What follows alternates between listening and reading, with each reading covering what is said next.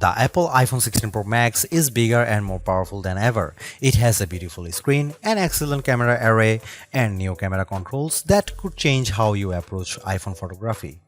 Power and battery life both get a boost to make this the big screen smartphone of your dreams. Apple Intelligence offers some useful and intriguing features, but it's not yet the thing that will or should drive upgrades. Still, if you have been holding on to an iPhone 12 or 13 Pro Max, this is probably the moment for a big screen upgrade.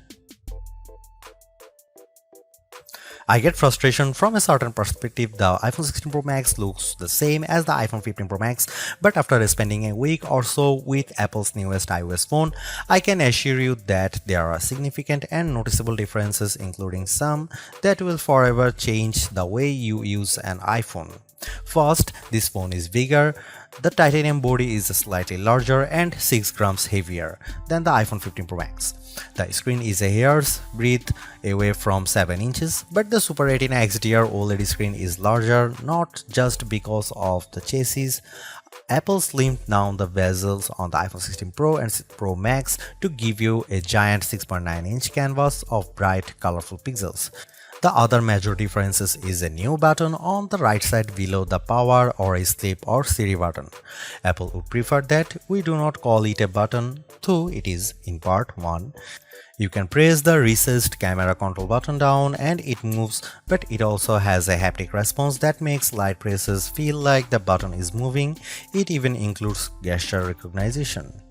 While the new button's name and its primary utility speak to photographic pursuits, this is a customizable control that will soon offer one-press access to Apple's new Visual Intelligence Object Identification feature.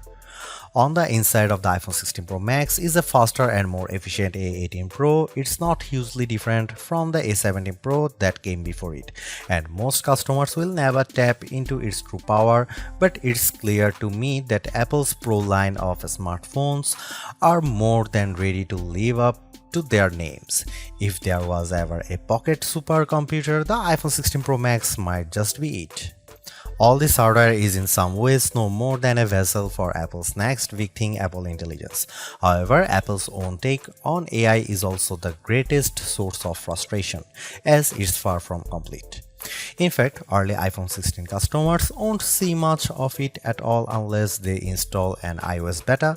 Features like writing tools, a prettier and somewhat smarter Siri, summaries of long emails, and Photos updates such as creating your own memories based on a prompt should show up soon after the iPhone 16 Pro Max starts shipping, but other features are essentially to come.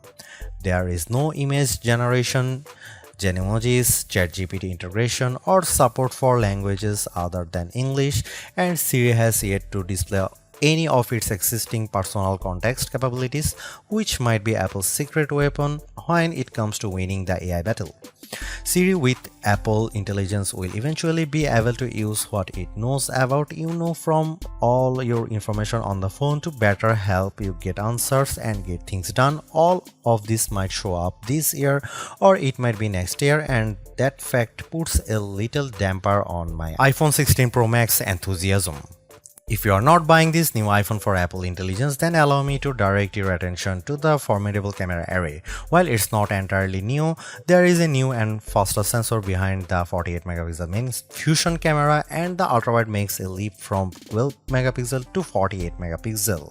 The 5x optical zoom is mostly unchanged, as is the 12 megapixel true depth selfie camera.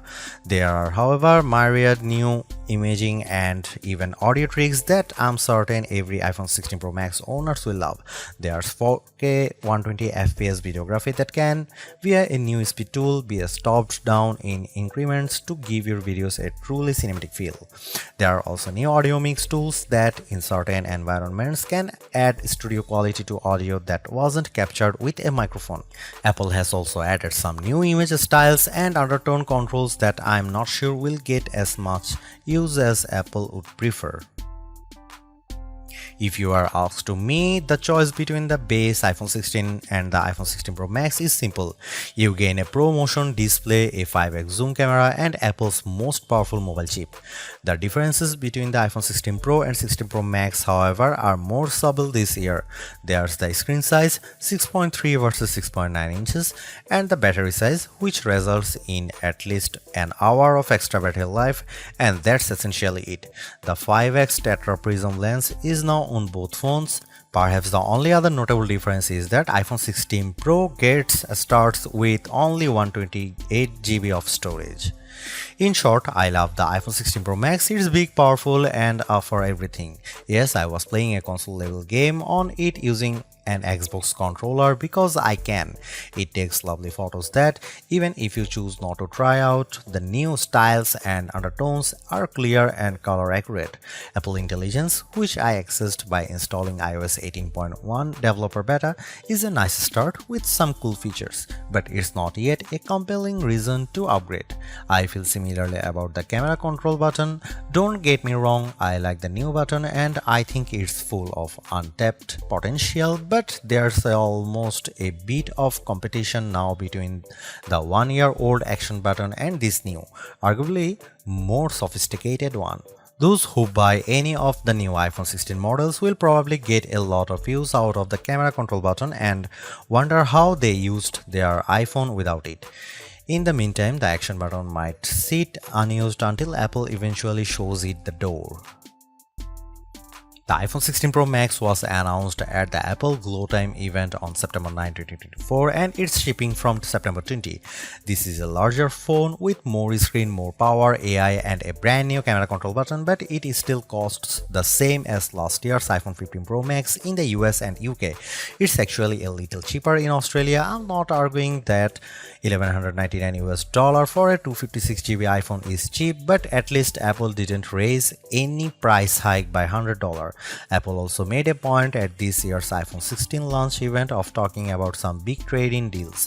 Its point, I think, was that you probably won't be paying full price for these phones.